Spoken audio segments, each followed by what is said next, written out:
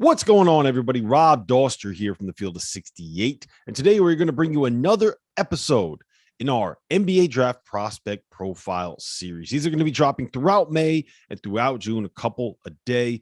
So if you do like this content, make sure you subscribe to the channel and do hit that like button. Anything that you can do to interact with these videos, it really does help the channel. It helps more people like you find this content. And since I have you here, make sure you check out our Instagram and TikTok pages. We are going to be pumping out more unique content over there throughout the spring and the summer heading into the 2022-23 college basketball season. Like, for example, did you know that Penny Hardaway was shot when he was in college? I didn't know that. You can find that story right now live on our TikTok and Instagram pages. The links for those are in the description below.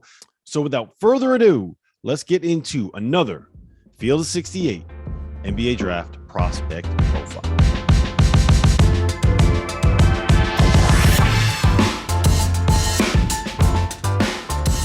All right, Jeff Goodman here from the Field of 68 with our 2022 NBA Draft Profiles. And I got Jason Hart here, who ran the G League Ignite last year, and nobody better to break down Dyson Daniels, 6'7", 195 pounds from Australia, Jason, like 5% body fat. He looks like a freak, doesn't he? I mean, just the way he's put together and his combination of size, athleticism for that guard spot. What's not to like about him? Sometimes he needs a haircut, and that's just the Australian in him. But he's great as far as character. I thought coming from the NBA Academy and coming from Australia, he's been on his own since he's been 15. So he's kind of already been in that college pro mindset. And so when I first met him in August, when he flew to LA from Australia, we ate dinner. I got a chance to see him, watched him work out as soon as he got off the plane. And it was just a little bit something different about him. But he has all the attributes, Jeff, size, length, competitiveness, defensive ready right now. I think a lot of teams are intrigued because he's defensive ready right now.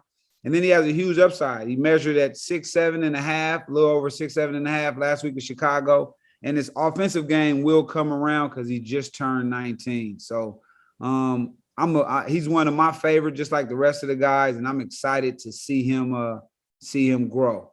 Yeah, he's long. Like you said, great defensively, can probably switch. Can he guard 1 through 4? Yeah. No, I was determined to show people that he could play point guard. He was our starting point guard.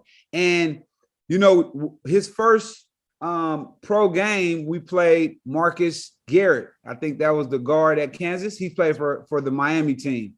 And those guys took the ball from him every time up the court. He turned the ball over, Jeff, 4 times in a row. Really? Now, had he been in college is a great game. He would have sat on the bench, and he probably would have been playing backup all year.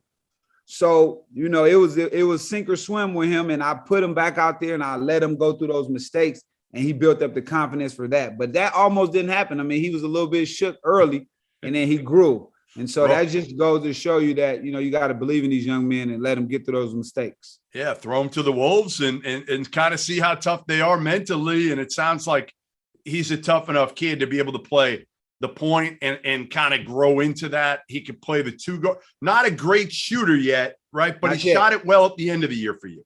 Shot it well at the end of the year. And, you know, that comes with reps. Obviously, when you're not in school no more, you can get to practice more because you're a professional.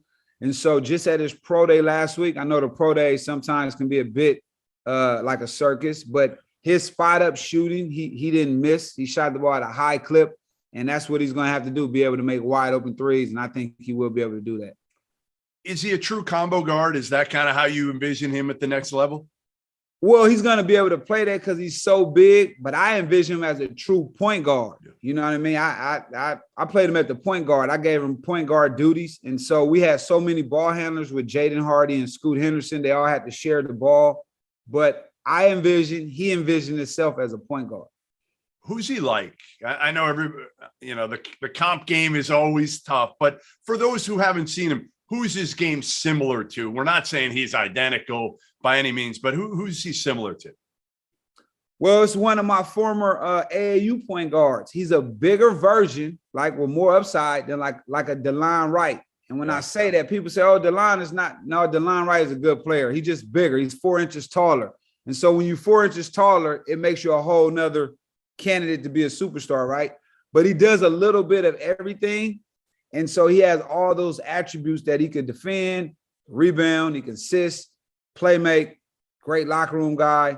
But his upside is, from anywhere from Tyrese Halliburton to if he become a 4-man, if he goes to 6'9", he can be a athletic version of Boris Diaw. We don't know. Jeff, he's 6'7.5" right now. He could be 6'9" in 2 years. Don't nobody know. And he grew. When you got him, he was what, 6'6"? Yeah, he was about 6'6" even. He grew 1.5 inches from last August to now. So that's not even a full year.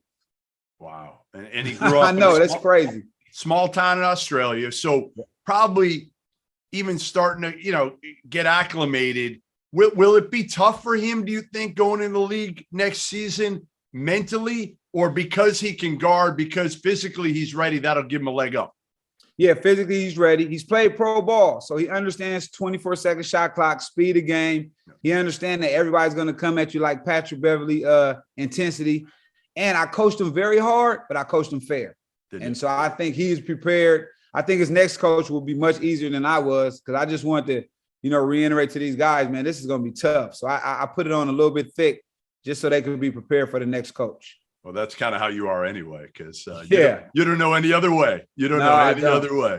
I don't. So a lot of people are talking about Dyson being somewhere in that 5 to 10 range now, where maybe he was thought of when you first got him, mid to late, even first round. He's shot up a lot because, like you said, he did well. He shot it well in his pro day.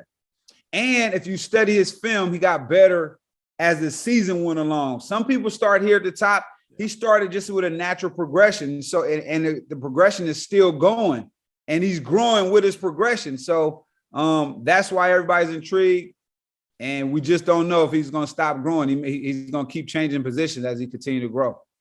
How are his instincts to play the point? Are they still, has he played the point at all coming before he got to G League Ignite, or not really? Yeah, he was a point guard his whole life. And so what happened is, anytime you're a point guard and you 6'1", 6'2", that's cool. But when you keep growing, they say you could be a small forward, this or that. So he's been a point guard his whole life. He has point guard instincts. He likes to get people involved, and he's a passer. So anytime you add those combinations, to me, you're a natural fit to play point guard. Any other area other than the perimeter shooting, being more consistent with it, that he needs to, that you've really stressed to him that he needs to get better before he gets to the NBA?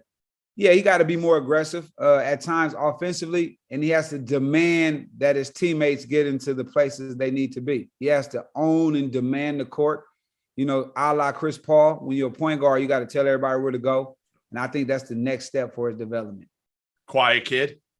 Very quiet and reserved to himself, which is typical from kids outside of the U.S., but on the court, he's loud. Well, that's a key, and that's what he'll need to be if he plays. Exactly. He plays a point. But Dyson Daniels, a kid who's getting a ton of attention right now. NBA guys really love not only his ability to guard and play right away, but his potential is what they seemingly really like right now. Because, as you said, Jason, you don't know what he's going to be. He could be a 1. He could be a point forward, right? He could be anything. He could be anything, man. Like I said, he keeps growing. So, hey, with that skill set, when you can pass, dribble, and shoot, and you tall like that with a skill set, that's a place for the NBA for those guys. All right. For Jason Hart, I'm Jeff Goodman, Field of 68, 2022 NBA draft profile of Dyson Daniels from G League Ignite. Make sure you follow us on the Field of 68 YouTube channel, Twitter, and see you next time.